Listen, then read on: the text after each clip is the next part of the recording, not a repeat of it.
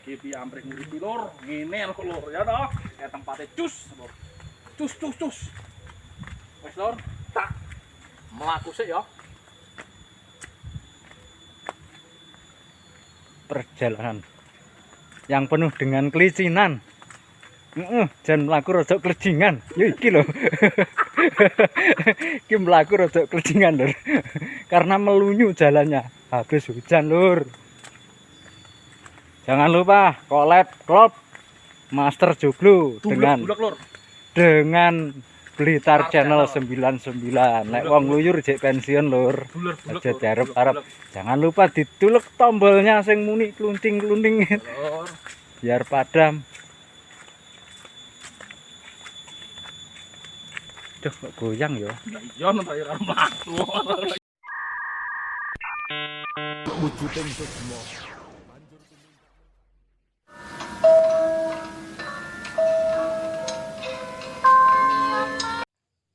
Assalamualaikum warahmatullahi wabarakatuh. Salam Rahayu, salam sejahtera, salam bahagia, salam budaya dan lestari. Jumpa lagi dengan Blitar Channel 999. Kali ini Blitar Channel akan mengisahkan sedikit cerita tentang pemecutan Bedulu Majapahit dan Empu Barada. Sebelum itu jangan lupa selalu dukung channel kami agar supaya terus berkembang dengan baik.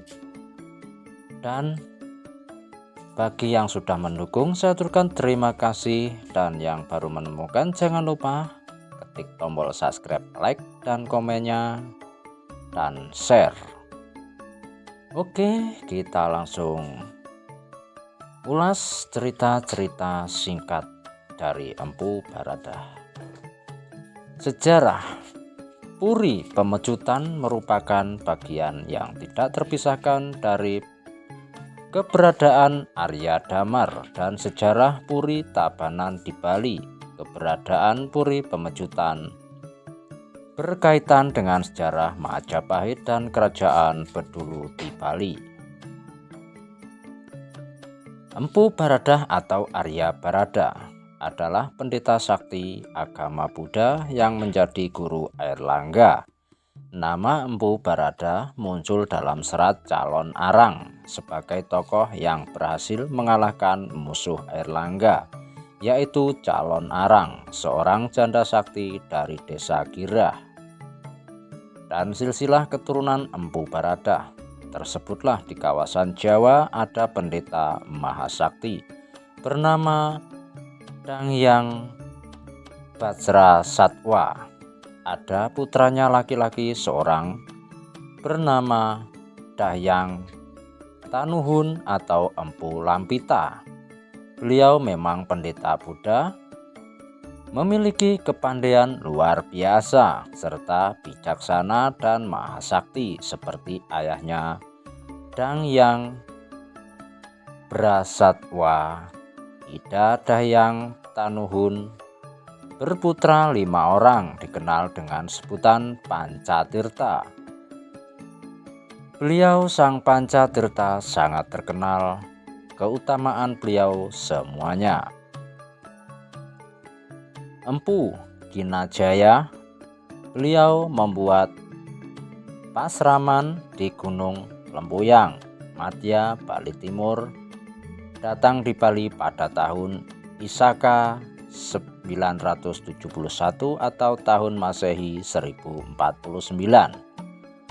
Beliaulah yang menurunkan Sang Sapta Resi, 7 pendeta yang kemudian menurunkan keluarga besar Pasek di Bali. Empu Semeru membangun pasraman di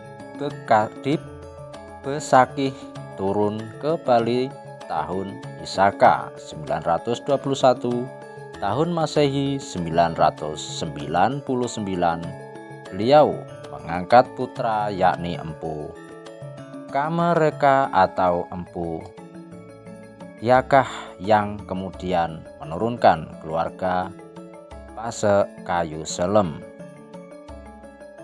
Selanjutnya Empu Gahana membangun pasiraman di dasar Gelgel. Klungkung datang di Bali pada tahun Isaka 922 atau tahun Masehi 1000. Ida Empu Kuturan atau Empu Rajek Kereta datang di Bali tahun Isaka 923 atau tahun Masehi 1001, membangun pasiraman di Silayukti, Teluk Padang atau Padang Bay, Karangasem.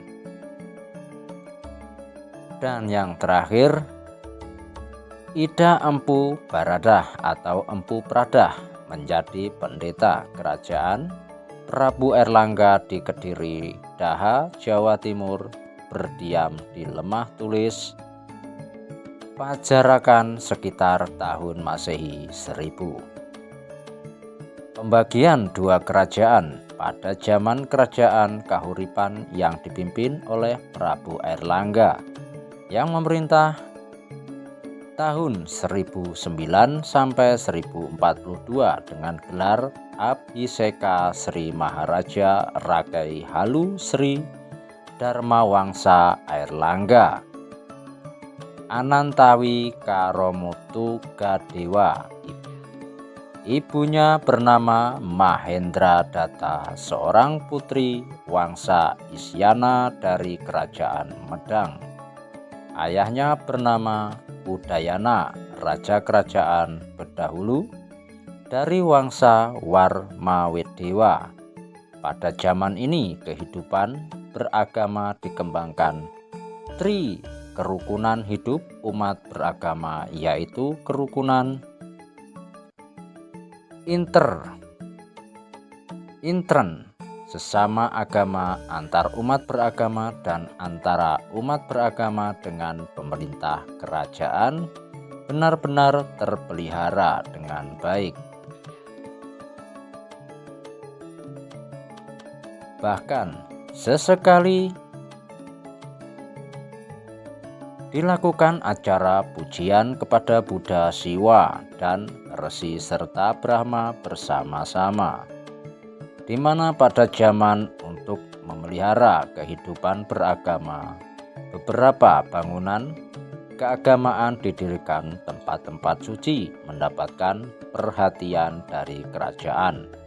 Tokoh-tokoh agama Buddha, Siwa, dan Resi ditempatkan pada kedudukan terhormat di Istana Prasasti Baru 1030 Masehi dan Prasasti Pucangan 1041 Masehi. Erlangga adalah tokoh karismatik yang sempurna sebagai seorang maharaja karena mengawali perjuangan seorang diri tanpa bantuan dan fasilitas dari siapapun hingga Medang terbangun kembali, bahkan lebih gemilang daripada masa sebelumnya. Oleh karena itu, Erlangga dianggap sebagai pahlawan perang dan pelindung rakyatnya. Raja yang sangat memperhatikan kesejahteraan dan kemakmuran rakyatnya, yang memfasilitasi pendidikan dan kesusasteraan serta memelihara tri kerukunan hidup umat beragama. Adil bijaksana yang selalu dapat menempatkan diri dimanapun dia berada. Seorang raja yang memang ditakdirkan menjadi seorang pemimpin karena bakat yang disempurnakan oleh gemblengan pelajaran hidupnya dalam prasasti Cane 1021 sampai prasasti turun yang 1035 disebutkan pada akhir masa pemerintahannya. Erlangga berupaya meneruskan estafet kepemimpinan putrinya sebagai Mahamentri Hino yang mempunyai kedudukan tertinggi setelah raja yang bernama Dewi Sangramawijaya dipersiapkan menjadi pengganti penguasa Kahuripan Namun dia menolak menjadi raja dan memilih menjalani hidup sebagai pertapa pada tahun 963 Saka. Dewi Sanggrama Wijaya ini disebut juga dengan nama Dewi Kilisuci dan disebut juga sebagai putri Kedi, yaitu seorang perempuan yang memiliki kesucian karena tidak menstruasi. Akibat penolakan putrinya tersebut, Airlangga kemudian bingung memilih pengganti karena kedua putranya bersaing memperebutkan tahta. Mengingat Airlangga juga putra sulung Raja Bali, maka ia pun berniat menempatkan salah satu putranya di pulau itu.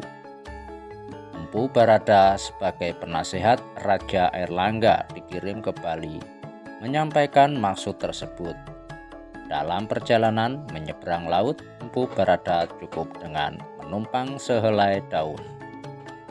Sesampainya di Bali, Empu Barada kemudian menemui saudara kandungnya, Empu Kuturan, di Pura Silayukti, tepatnya di Gua Barada. Empu Barada menyampaikan permintaan Airlangga, namun hal tersebut ditolak oleh Empu Kuturan yang berniat mengangkat cucunya sebagai Raja Bali. Misi Empu Barada mengalami kegagalan dan beliau kembali ke Kediri dan bertapa di Gua Selobale, letaknya sebelah barat daya Pura Penataran Agung Kilisuci. Fakta sejarah menunjukkan Udayana digantikan putra keduanya yang bernama Marakata sebagai Raja Bali, dan Marakata kemudian digantikan adik yang lain yaitu anak bungsu. Peristiwa pembelahan ini tercatat dalam serat Calon Arang, Nagara Kertagama, dan Prasasti Turun Hyang II, dan tertulis di Prasasti Batu Tulis yang terletak di sebelah selatan Pura Agung Kilisuci, tepatnya di Desa Semen, yang berbunyi, "Aku telah mampu membagi kerajaan Kahuripan menjadi dua, yaitu Panjalu dan Jenggala." Dikisahkan Empu Barada terbang sambil mengucurkan air kendi. Ketika sampai dekat desa Palungan, jubah Empu Barada tersangkut ranting pohon asam. Ia marah dan mengutuk pohon asam itu menjadi kerdil. Oleh sebab itu, penduduk sekitar menanamkan daerah itu Kamal Panda, yang artinya asem pendek. Desa Kamal Panda pada zaman Majapahit menjadi lokasi pendirian Prana Paramitapuri, yaitu candi pendarmaan arwah Gayatri, istri Raden Wijaya. Selesai menetapkan batas kerajaan Kediri dan Jenggala berdasarkan Wes lor, tak melaku sih ya. Perjalanan yang penuh dengan kelicinan. Jan mlaku rada klejingan. Yo iki lho. Iki mlaku rada klejingan, Lur. Karena melunyu jalannya. Habis hujan, Lur. Jangan lupa collab klub Master Joglo dengan Blitar Channel 99. Nek wong luyur jek pensiun, Lur. Aja diarep-arep. Jangan lupa ditulek tombolnya sing muni klunting-klunting biar padam. Duh, kok goyang ya? Iya, nonton karo mlaku.